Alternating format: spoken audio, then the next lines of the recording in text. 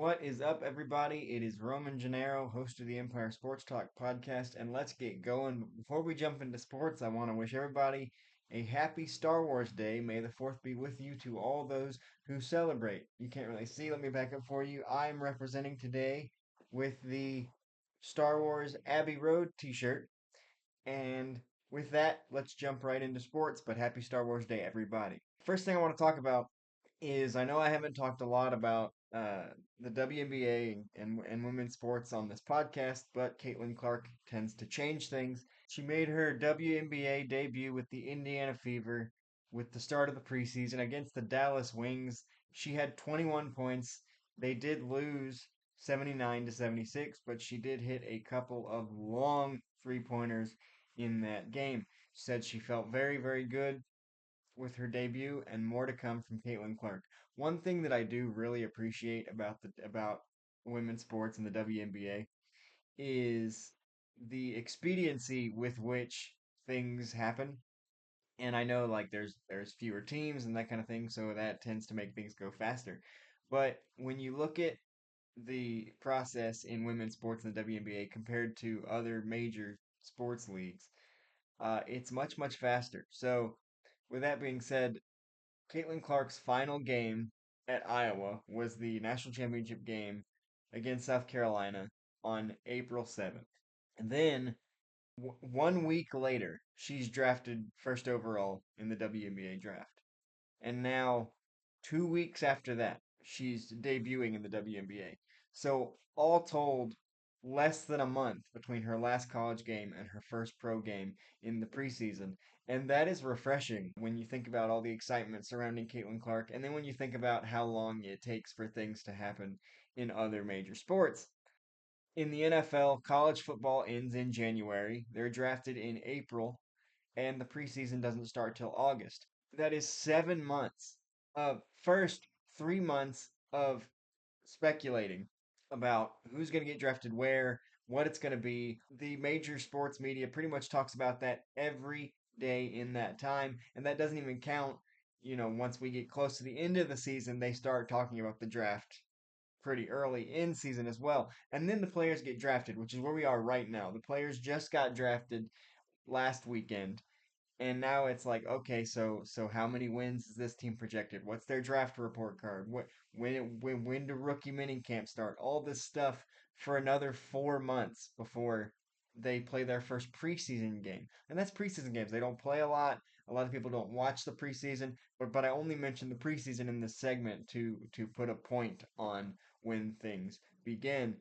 And I do believe Caitlin Clark's actual WNBA debut in the regular season is next week. So it'll still be about a month between her last college game and her first regular season pro game. In the NBA, college basketball March Madness ends in April. The draft is in June, and the preseason again does not start until October. So again, that is a 6 month time period of talking about where people will get drafted, when they'll debut, this kind of stuff. It's a very long time, and I get it, that's the off season. But and then it's a really interesting case in Major League Baseball where they're the only major American sports league that has their draft in the middle of the season. And that's because of the minor league system. For Major League Baseball, the College World Series ends in late June this year. It ends in late June, and that date has fluctuated in the past. Sometimes it ends in mid June or early June. The MLB draft is in late July this year. There have been times, and I'll give you an example here in a minute, where the player is drafted while they're still playing college baseball. And in that case, you finish your season and then you go. So it's a very unique situation where if the timing works out, the player can still be playing on a college field while they are being drafted. It happened to Dansby Swanson when he was drafted first overall. They had just finished playing, I believe, a college World Series semifinal, and there's video of him standing with his teammates on the field still because it was like maybe an hour after they finished. They were still standing on the field and they were watching on a phone and they celebrated with Dansby on the field. So the draft this year is in late July, and then those players are immediately sent to a short season spring training. Most of them are. Some of them can be sent to double A or wherever if they're higher rated. But those players get drafted immediately after their college season ends and immediately go to play.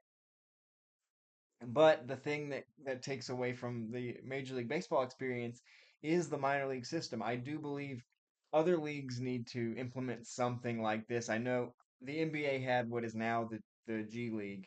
For a long time, it was the D League for a while, which kind of served as the minor leagues to basketball, but it's not quite the same. The D League, before it got all the funding and is now the G League, what it is now, was more of a purgatory. It's like if you get sent down there, we're never going to see you again. And with the G League now, there's a little bit more clout to it, but still, it's like if you're down there, we may or may not see you.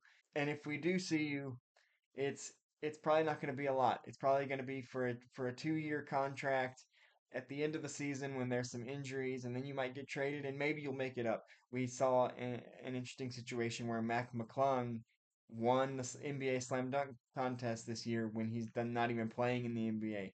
So it's a very weird thing. I think what could work for the NFL is if the XFL or whatever it is now, the UFL served as a minor league situation because we've seen players go back and forth from those leagues to the NFL. It would be interesting if the NFL kind of bought them and said you'll serve as like a farm system, some seasoning for players that aren't quite ready for the NFL. Because then I think in Major League Baseball you see fewer busts in terms of high value picks because with a little bit of seasoning, those high value picks will be ready when they come. And for the lower picks, if you draft a guy in the seventh, eighth round, if he makes it to the major leagues and gives you anything, you're ecstatic. So Major League Baseball is a different breed as far as they get drafted in season. They go play immediately. You might not see them for a few years, if at all. So it's very interesting when you look at all the major American professional sports leagues, and then you look at what the WNBA does. We're like, all right, you're gonna go from playing in college to playing in the show, as it were, playing in the W in less than a month. Talking about the way that Major League Baseball does it, and you're like, well, the top picks now they make it in less than a year, and all this stuff was like, yes, they do, but sometimes, and is the case with Jackson Holiday this year, they make it, uh, but then they get rushed because they're a top pick, and then they have to go back down, which is what happened to Jackson Holiday. But only 22 times since the MLB draft began in 1965. Only 22 times has a player gone from being drafted straight to the major leagues without playing in the minors at all. And it's only happened 3 times since the year 2000. Xavier Nady did it with the San Diego Padres, Mike Leake in 2010 with the Cincinnati Reds, and Garrett Crochet in as recently as 2020 with the Chicago White Sox. And if you've seen Garrett Crochet pitch recently, wow, he is good. There was a very unique situation in 2014 where Brandon Finnegan became the first player ever to play in the College World Series and the MLB World Series in the same and this is an example of what I was talking about getting drafted before your season's even over. So as a timeline for Brandon Finnegan was drafted by the Kansas City Royals in the first round of the MLB draft on June 5th, 2014. The 2014 College World Series, in which Brandon Finnegan's TCU Horned Frogs participated, was June 14th to the 25th. So the entire thing started after the draft. In the College World Series, there is a regional and super regional that starts a few weeks earlier, but the College World Series specifically is the final 8 teams. And this took place a week and a half after the draft. So at this point, Bra- Brandon Finnegan was already a Royal, and he was finishing out the season with his team. The World Series took place from the 14th to the 25th. TCU was eliminated from contention on the 19th, so Finnegan reported to the Royals organization. On September 1st, 2014. Less than 3 months after being drafted, Brandon Finnegan made his MLB debut for the Royals and then went on in October to pitch for the Royals in the World Series. The Kansas City Royals would end up losing that season to the San Francisco Giants, but would be back again 1 year later and would take care of business. That was a truly unique experience for Brandon Finnegan, and as you can see in Major League Baseball, it's not the same as WNBA or the NBA or the NFL where you or the NHL or any of the other major leagues where you get drafted and go right away. There's a minor league system. It could be a couple of years or more than a couple if you're a later pick. It could be, and there are a lot of times when the player makes his MLB debut for a team that did not draft him. That happens all the time too. So as you can see, it's a like all of these experiences, all of these draft experiences are very different, and I do appreciate the WNBA for making it happen quick. College season ends, draft, WNBA season starts all within a month. When you have somebody as high profile and as exciting as Caitlin Clark, that's what you want to see. Let's stay with the NBA for just a second. The NBA playoffs are going on. The first round is pretty much over. I think the only series left, as we're recording this on Saturday afternoon, is Game 7 between the Cleveland Cavaliers and Orlando Magic. I do think Orlando has a slight advantage in that one, even though the game takes place in Cleveland. And I actually think Vegas has Cleveland as a favorite as well. But the reason I think Orlando is favored in that one is because um, Cleveland had a 2-0 series lead, and Orlando stormed back to force Game 7 and won pretty resoundingly in all three of their victories, including in Game 6 when Donovan Mitchell dropped 50 points and his team couldn't back him up, and the Magic forced Game 7. So I do think it's going to be a very competitive Game 7, but I would give the edge slightly to Orlando because of the comeback they've had to make. Game 7 is on Sunday. The weird thing about the NBA, and this has happened for several years, and it's always been kind of odd to me, is the ability for another round to start while the previous round is still going on. And that's what's happening today as game one between the Denver Nuggets and Minnesota Timberwolves kicks off today on the 4th, while the first round is not complete until tomorrow. I get it. The calendar, money, you want to have a game as often as possible, but it's odd to me. I think you close one chapter before you open another. But the series between Minnesota and Denver will be must watch basketball, as these are to me these are the two favorites to get out of the West. We can't forget about Dallas or Oklahoma City, who will be facing off in the other semifinal. But to me, the two favorites in the conference are Denver and Minnesota, and I kind of like Minnesota honestly, but we'll see what happens. But what I want to talk about specifically is the fact that Kevin Durant and the Phoenix Suns were swept out of the playoffs by Minnesota. And I don't think anybody really expected Phoenix to win the series, but when you have Kevin Durant, Devin Booker, and Bradley Beal, you expect them to be competitive, and they just were not. And it wasn't a case of Denver versus the Lakers where Denver won in five, but the Lakers were competitive and the games were close, and it was closer than it looked, and all the sort of stuff. Minnesota boat raced Phoenix in 4 games. The average margin of victory for Minnesota was 15 points. Not what Phoenix fans expected when they brought in Bradley Beal and to pair with Devin Booker and Kevin Durant, but there was a when that happened, when they traded Chris Paul to make it happen, there were a lot of people that were like, that's not going to be a step up because we knew that it was three ball centric, little defense playing guys who are at their best with the ball in their hand, and you only have one ball. Um, it was the exact same disaster we had just watched play out in Brooklyn with Harden and Kyrie in Phoenix. And with this sweep by Minnesota, I think we can clearly say, once and for all, that the Big Three era of NBA basketball is dead.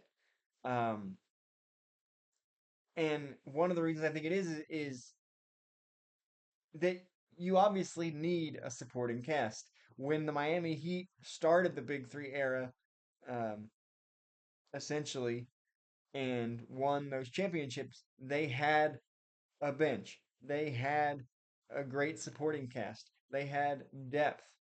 Kevin Love, LeBron, and Kyrie did it. They had depth. They had Dellavedova. They had players like that coming up big in moments where the big three weren't doing it.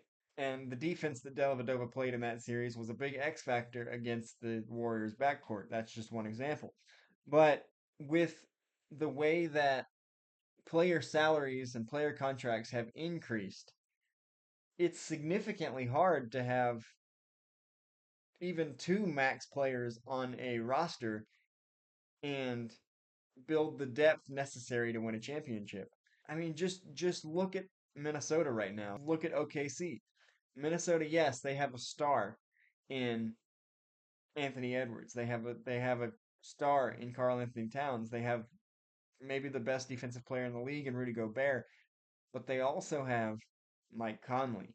They also have depth behind them and off the bench. Look at OKC, a bunch of young players who have grown together that are still on their rookie contracts, and then a star in Shea Gilgeous-Alexander and a budding star in Chet Holmgren.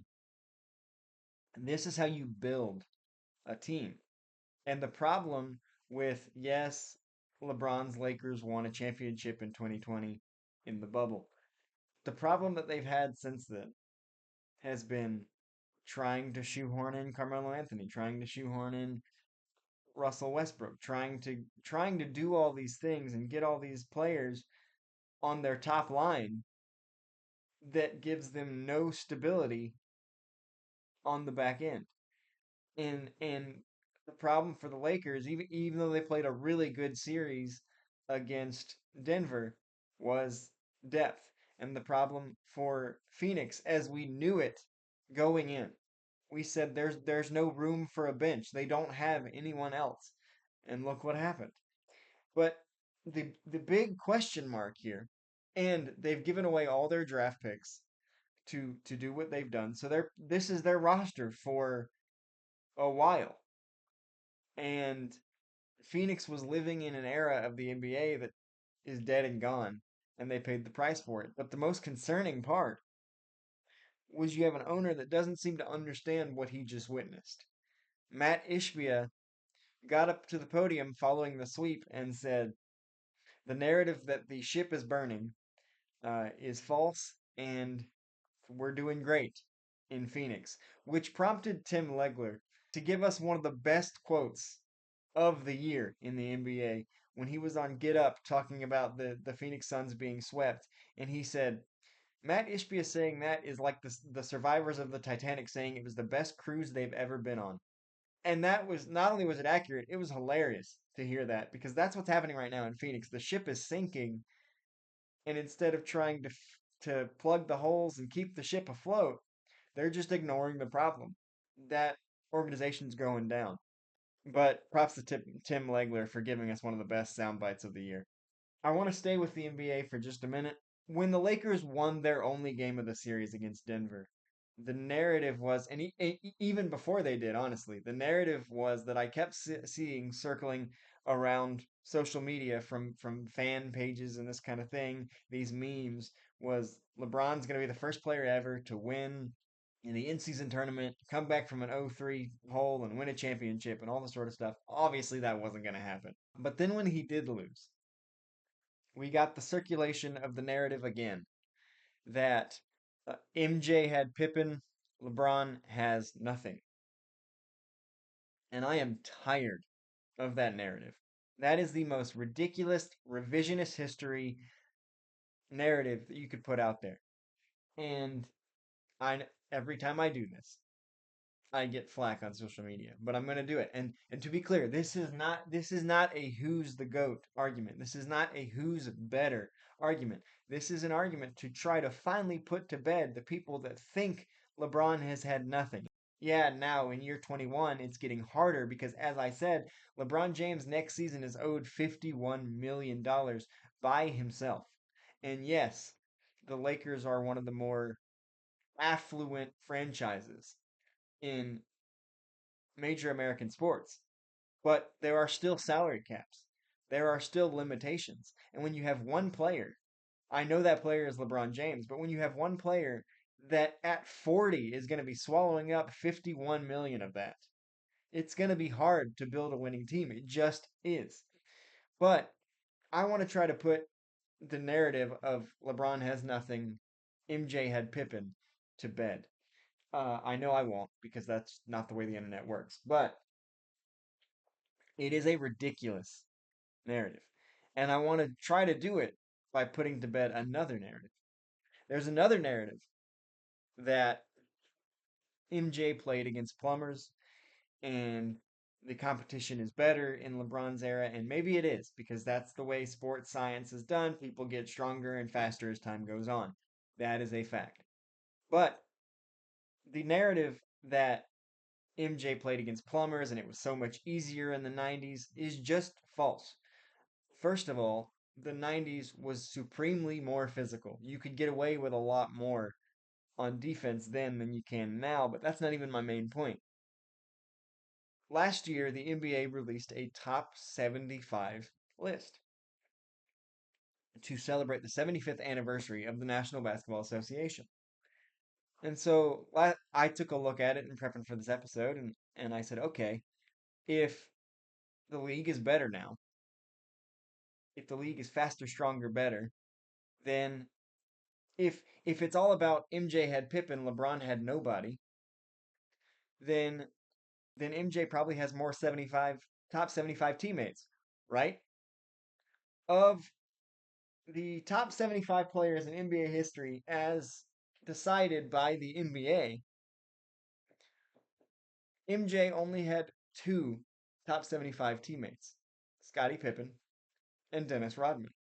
LeBron James had six, and that doesn't include players who didn't make the list: Kevin Love, Chris Bosh, and Kyrie Irving. So with that, you said, well, okay, LeBron needed more because the league is more difficult now because because Michael Jordan played against plumbers. Blah blah blah blah.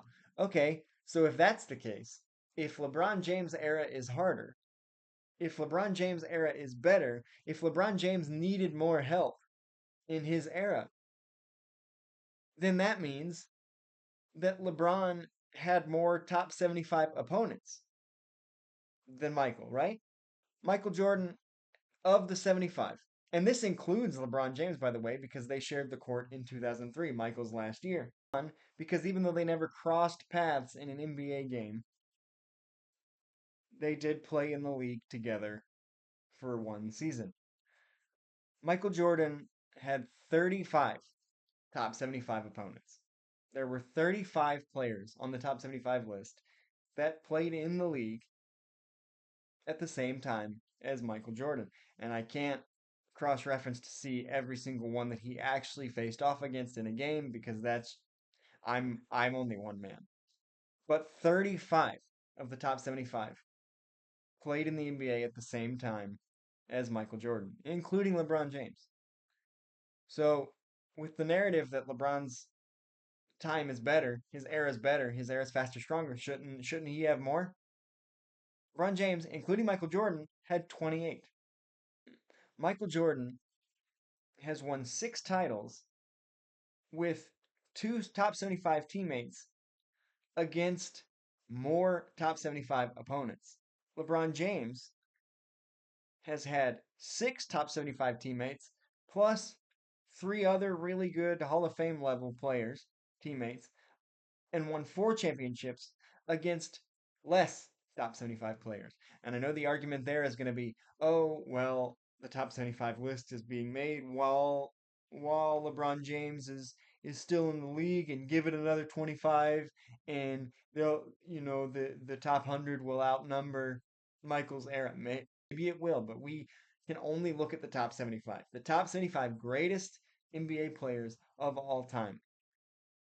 Michael played with less and played against more than LeBron James and won more titles. Taking it another step further, when saying LeBron has nothing, LeBron has had nothing in LA and all this stuff. He's got Anthony Davis. Yes, Anthony Davis is on that top 75 list. He had Russell Westbrook. Yes, Russell Westbrook is on that top 75 list. Carmelo Anthony is on that top 75 list. Dwayne Wade on that top 75 list. One thing I want to touch on, and I know I've brought it up on this podcast before, but it is the most asinine reframing of events that I've ever witnessed. There is a graphic, and I'll put it up on the screen for those that don't remember when I covered this a couple of months ago, that says LeBron won 2 titles without Dwayne Wade. LeBron won 2 titles without Bosh. He won 3 titles without Kyrie. He won 3 titles without Kevin Love. He won 3 titles without AD. MJ has won 1 playoff game without Scottie Pippen. Can we stop that BS? That is the most asinine thing you could have possibly put up trying to discredit Michael Jordan's greatness. Because, yes, LeBron James may have won 2 titles without Wade and Bosh. He may have won 3 titles without Kyrie and Kevin Love. And he may have won 3 titles without AD. But what this graphic does not tell you is that the 2 titles he won without Wade and Bosh, he was with AD and Kyrie and Love in Cleveland and LA. The 3 titles he won without Kyrie and Love, he had Bosh and Wade and AD. And the 3 titles he won without AD, you guessed it, he was with the previous four mentioned. It is the most asinine thing that any pro LeBron person could argue because that graphic makes it look like LeBron has 10 titles. He's got 4. And so to frame it like that means, oh, look how great he is. He didn't need these players to do this. He didn't need these players to do this. He didn't need these players to do this. But what it doesn't say is, as I said, when he wasn't with certain players, he was always with the other players on the list. It is extremely misleading. As I said, this is not a GOAT debate. This is a LeBron has nothing versus MJ had Pippen. Yes, MJ had Pippen. But need I remind you, like, yes, he won 1 playoff game without Pippen. But to take this a step further, going back to their entire careers. In 1984, when Michael Jordan was drafted to the Chicago Bulls, the Chicago Bulls were a circus. The team was not good. The team didn't care didn't care about anything other than partying and drugs. And there's a story in the Last Dance documentary about a rookie Michael Jordan showing up to a hotel room that the entire team was partying in, and he knocked on the door, and there was commotion inside, and they opened the door, and they found out it was just Mike, and they're like, "Oh, it's just Mike," and there was women and drugs and things like there was no culture in Chicago, and so yes, when you have a group of clowns like that who didn't take basketball seriously and didn't care about anything but drugs. You're not going to win a lot of games. And then they drafted Scottie Pippen. The Chicago Bulls drafted Scottie Pippen to help change the culture in Chicago. Let's not forget that in the grand scheme of things, at a bird's eye view, people now might look at the Chicago Bulls and those 6 rings and think, "Oh, they're one of the most historic and best franchises in the NBA." Except that's not true at all. Michael Jordan is the history of the Chicago Bulls. Before him, they were a clown show. After him, with the exception of the Derrick Rose era, they have had virtually no success. So the 6 titles in the 90s, the Michael Jordan of it all, is almost the only history of the Chicago Bulls. I have many friends who are from Chicago but live here now. And when I ask them Cubs or White Sox, yeah, passionate. Really, really into it. Bears, yeah, definitely. Duh Bears, Soldier Field, love it. The Blackhawks, yeah, huge fans. None of them ever talk about the Bulls. The Bulls are only a cultural touch point because of the 1990s and because of Michael Jordan. Outside of him, the Bulls are a poverty franchise. Outside of Derrick Rose, the Bulls have had no success without Michael Jordan. Pull out Michael Jordan and Derrick Rose and Jimmy Butler, and the Bulls are historically one of the worst teams in major American sports. Those who want to say, oh, he had Pippen, he had Rodman, it's like, yes, he had Pippen. But again, Pippen was drafted to help Mike. Because, we could talk about that LeBron had more top 75 teammates and all this stuff. But the fact of the matter is, even though it's only 5-on-5, you need another you cannot win by yourself, which is why it took Michael 7 years. Which is why LeBron James, yes, he went to the finals with the Cavs, but it took until going to Miami to win a championship. More on that in a second. But when Michael showed up, the Bulls were terrible. There was no culture of winning, not even close. They had to get Pippen to help start to build something. But it was Michael's mentality that started the shift. And then they drafted Horace Grant, who was their big defensive weapon. And they had Doug Collins, who was a really good coach.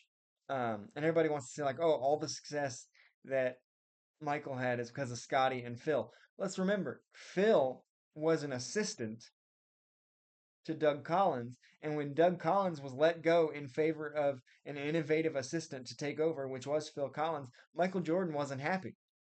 But he didn't do what players do now, where I'm not happy, trade me or fire the coach. He played for Phil from 89 to 98, and when Jerry Krause was ready to let Phil go, that's when Michael said, "I'm not playing for anybody else." So he went from loving Doug Collins and wanting to play for Doug Collins to accepting the changing of the guard and then not wanting to play for anyone else besides Phil Jackson. LeBron James led teams outside of Eric Spoelstra have switched coaches every couple of years. LeBron, the GM, does not stand pat. And the reason, and I'm a little all over the place on this one, the reason why the Bulls had sustained success is because when it was time to change in the middle of the six championships, Horace Grant signed elsewhere. Other players left, retired. They rebuilt, not with superstars, but with Steve Kerr, Tony Kukoc, Luke Longley. Yes, they went and got Dennis Rodman, but at the time they went and got Dennis Rodman, it was seen similarly to Robert Downey Jr. being hired to play Tony Stark. Looking back on it now, we're like, oh, how could you not make that decision? But at the time, Robert Downey Jr., because of his criminal record and his past, was seen as a gamble of a hire by Marvel Studios. Getting Dennis Rodman was after the Bad Boy Pistons, was after the incident at at the arena with a gun, was after all of these things, and he showed up and he still was being Dennis. And so it was far from, oh, we're just gonna go grab this great player and all will be peachy. Like there's a lot of narratives that try to hold LeBron over Mike. And as I said, this is not a GOAT debate. But all those narratives are just not true. It's like, yes, Michael had Pippen, but Pippen was a draft pick because the Bulls built the way you're supposed to. That's why they had sustained success. That's why the Golden State Warriors have had sustained success. That's why the San Antonio Spurs dominated the early 2000s. Sustained success comes when there is consistency. It was Tim Duncan and David Robinson. And then when David Robinson left, they said, "Oh, here's a couple of international players, Manu, Tony Parker, that bridged the gap." Then when those guys started getting older, it was, "Oh, here's this young defensive superstar in Kawhi Leonard. Here you go." They filled gaps in the draft. When Horace Grant left, when when John Paxson left, when Bill Cartwright left, the Bulls didn't go for the big superstars. They filled the gaps. Steve Kerr, Dennis Rodman, Luke Longley. That is how you have sustained success. There's a reason. There's a reason why the Miami Heat didn't last that long. There's a reason why the Brooklyn Nets with Kevin Durant failed and the Phoenix Suns failed. And it's because sustained success comes from a strong foundation. And when you're taking big swings, signing big players to short contracts for a lot of money, which which tears a hole in your bottom line, in your ability to have depth, you cannot sustain that. And so, yes, there was Dennis Rodman and Phil Jackson and Scottie Pippen, but they were there as a result of a slow build. That's why that's why I've said so many times there's a fine line between with the term super team, and that's why I wouldn't necessarily put the Golden State Warriors in it outside of the years they had Kevin Durant, is because all three of their big three were handpicked in the draft and developed. That is the foundation of a dynasty, development. And that is why you have to look really hard at like what makes a dynasty. The Heat only lasted a couple of years and then they were gone. And that's because there was no foundation to keep building around them. And Dwayne Wade was getting older, Chris Bosh was getting less effective, and things fell apart because there was no next man up. There was no filling the gaps. And so this narrative that LeBron James has nothing and Michael played easier competition and he had Scotty and LeBron's got, it's all manipulative. It's all incorrect when you really look at the way it's being framed. Not to mention, like I said, that Michael came in 84 and the Bulls were a crap show. LeBron James came in 03 and the Cavs weren't good.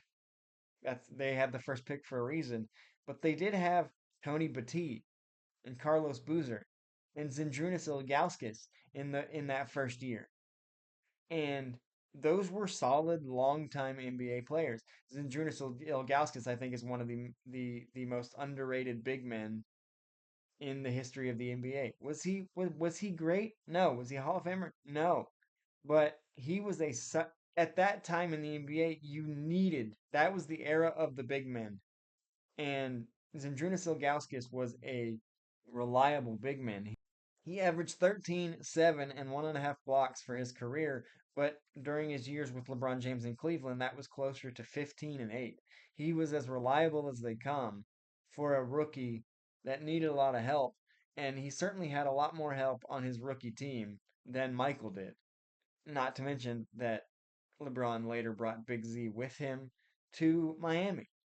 So LeBron James was walking into a better situation than Michael Jordan was. So all these narratives are just ridiculous. Can we stop, please? And I'm not here to say, oh, Michael was the GOAT, not LeBron, or LeBron was it. No, it's just can we ground comparisons in reality? Because the comparisons will never stop. That's just the nature of it. Even though they should, because they're completely different players, the comparisons will never stop. But can we at least ground them in reality? It's like the culture that exists in the history of the Chicago Bulls was only that because of Michael Jordan. They were not good before him. And with the exception of Derrick Rose, they were not good after him, and they're still not. The Cavs, Heat, and Lakers all had success, all had periods of sustained success before LeBron and after LeBron. The Cavs were consistently in the playoffs in the 80s and 90s. No, they never won a championship, but they were there. There's a lot of footage of Michael Jordan beating the Cleveland Cavaliers in the playoffs, including the iconic Craig Elo shot. The Heat, they won a championship with Dwayne Wade and Shaq before LeBron. They're in the playoffs now with Jimmy Butler. And the Lakers are the Lakers.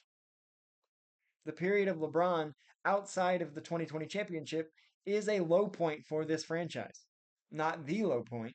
That may have been the first D'Angelo Russell and Julius Erving era during the end of Kobe's career. But these last few years have been kind of a low point because that is a franchise that expects to make deep playoff runs every season.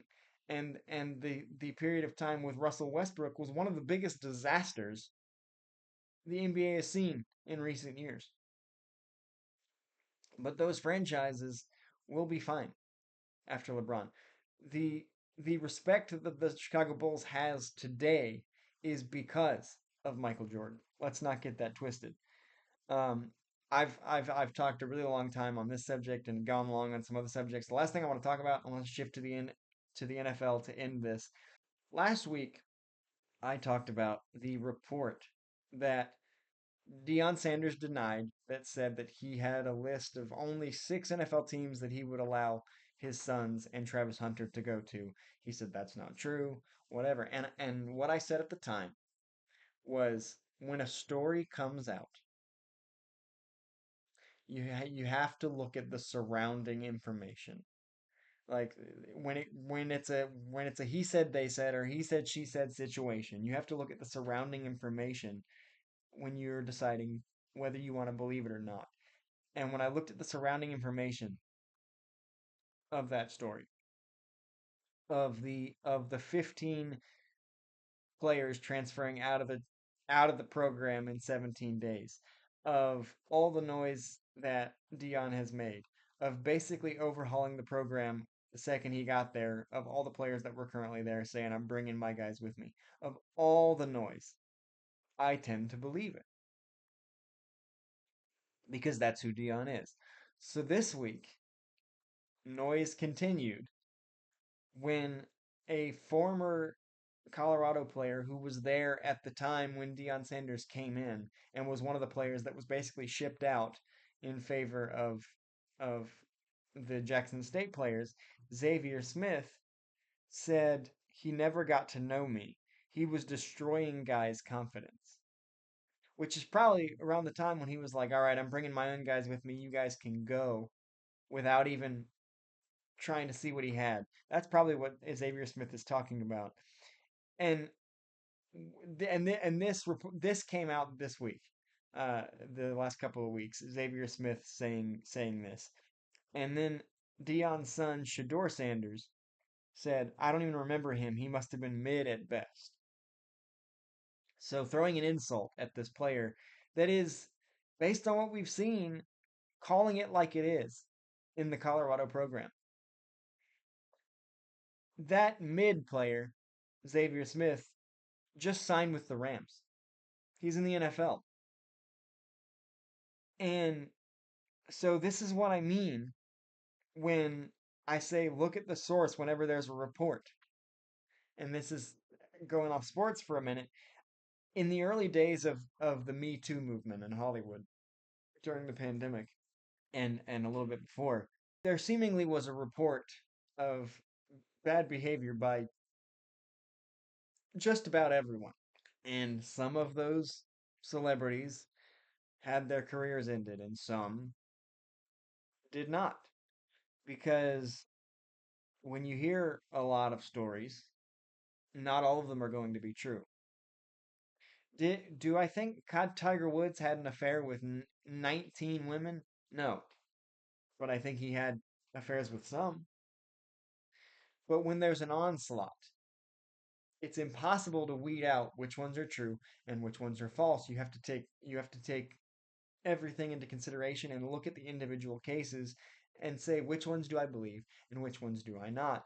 And when I do that, you look at the person, you look at their lives, you look at what is happening around them. Are they getting divorced? Are they keeping their jobs? If they're being fired, if if their spouse is walking out on them at the time that these reports are coming out, that probably tells you, oh, it's true. These things that are being said are true because look at what's happening in their private life. Their wife's walking out, their husband's walking out, their children doesn't want to talk to them. They're losing their job and they can't get another one. Or are the reports rolling off their back and disappearing? In in the time of Me Too, there wasn't such a thing as agents and people being able to cover it up. If what came out was the truth, you pretty much paid for it. But there were names that were thrown out there, and I'm not going to call anybody out specifically. There were names of celebrities that were thrown out there that have been in the public eye for a long time, that have been at their certain jobs for a long time, that reports came out about this person's name was used in an article about Me Too, and it and that and some of those reports very quickly disappeared. The person never lost. Some people never lost their jobs, and they never had any other significant stuff. So that kind of stuff is like, okay, maybe that one wasn't true. Maybe that one was just somebody, this particular celebrity catching a stray from somebody thinking that they could get money out of it. Because that's what some of it is. Whenever there's a celebrity scandal, you have to ask yourself, it's like, did this really happen, or is this person just trying to get money? And so around at the time of the Me Too, there were inevitably some that were false. And so that's why you look at the surrounding situations and you say, what evidence do I have that this is true? Or what evidence do I have that this is not true? And all the evidence we have coming out of the Colorado uh, football program is that they're extremely elitist and they play favorites to an intense degree. And so this report that he didn't try to get to know me, he didn't do all this. The report of 15 people walking out the door in 17 days. The and then Shador Sanders saying this was like, I don't even know who he is. He must be mid at best, wanting to be on a video game cover in the midst of all this, while being 4-8 on the field. 4-8 on the field. It's not like they were in the playoff.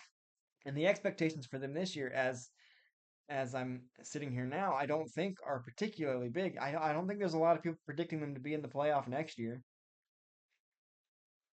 So there was a exchange on Twitter after the Xavier Smith report of somebody tweeting at Dion and saying, "Tell your son to stop acting like he's the coldest thing out here when y'all are 4-8." And Dion responded by saying he'll be a top five pick. Where your son going? LOL. I got time today.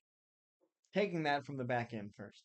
I got time today as a D1 coach that's already in some hot water, that's already had your name thrown around.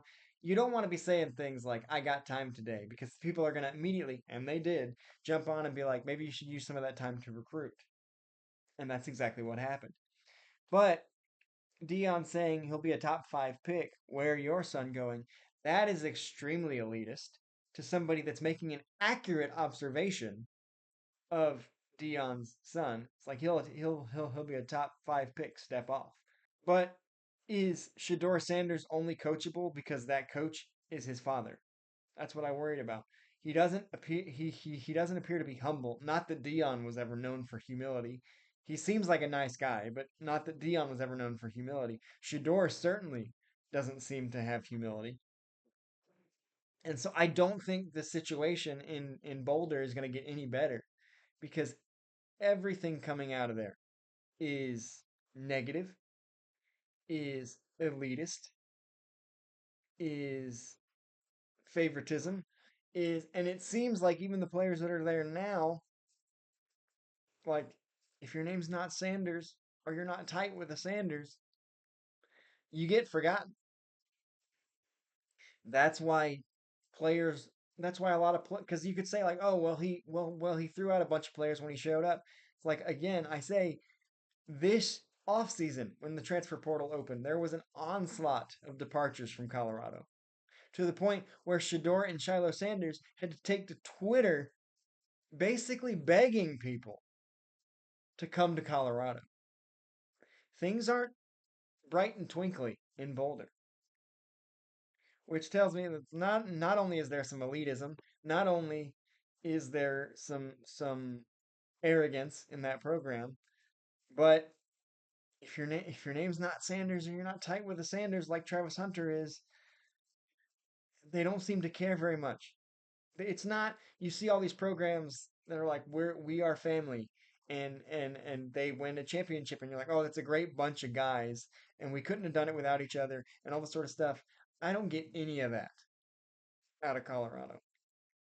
And so with all the reports that come out, like I said, you have to look at the surrounding circumstances whenever news comes out of any kind. And that is why so I look at the surrounding circumstances of Deion Sanders and his team, and that is why I don't believe him when he says he doesn't have a list of 6 teams. And that is why I see all this stuff and I'm like, they gotta cool it. And that is why I don't think Dion should have responded to that person on Twitter the way he did, because that person on Twitter is just calling it like he sees it. Colorado was 4-8 last year. And if I'm not mistaken, they started 2-0 or 3-0. The wheels absolutely fell off when they faced real competition, real teams with real culture, real bonds, and a real coach. Sometimes you have to look at the surrounding circumstances, and the surrounding circumstances have not been kind to Deion Sanders and the Colorado Buffaloes football program. That's all I have for you this week. I am Roman Gennaro, host of the Empire Sports Talk podcast. Hey, if you like movies, I started a new YouTube channel with a couple of my friends talking about all things movies and TV. We just released a video today about the 25th anniversary of Star Wars Phantom Menace and it being Star Wars Day. Head on over to the Real Cinema Squad on YouTube if you love movies. We hope to see you there. But for this podcast today, for Empire Sports Talk, subscribe on YouTube. We have a lot of good content coming out. I'm going to be putting together another Xbox Xposé as soon as I log off of this episode. Stay tuned for that. This is Roman Gennaro of Empire Sports Talk signing off. See you next time.